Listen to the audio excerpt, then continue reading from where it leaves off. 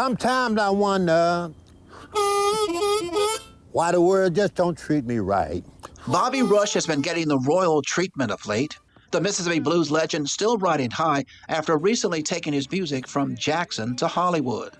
I always thought that someday I would get what's due to me. I just didn't know it was going to take this long.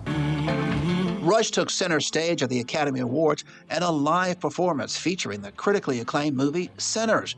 The film nominated for a record-breaking 16 Oscars, including a nod for Rush's unique harmonic sounds, which were featured in the movie. I never thought that there would come a time, a day, that we could display the blues in Hollywood, because there were some people who didn't want that to happen, but it happened.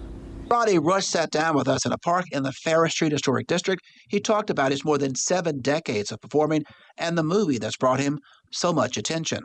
A lot of people going to see the movie now didn't see it before because the advertising on it now.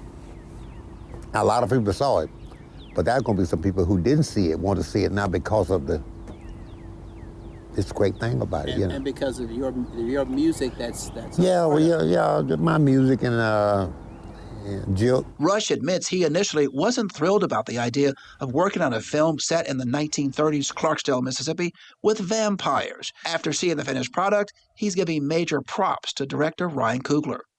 How smart you can be to talk about the blues being a downtrodden kind of a situation and add vampires in it.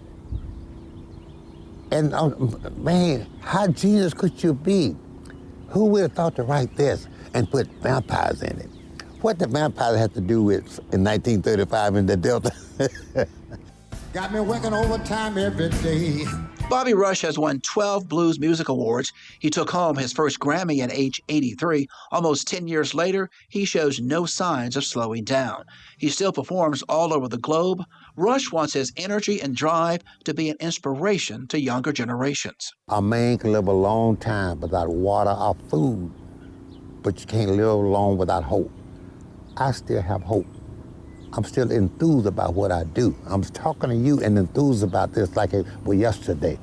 It's been 74 years I've been doing this. Reporting from Jackson, Ross Adams, 16 WAPT News.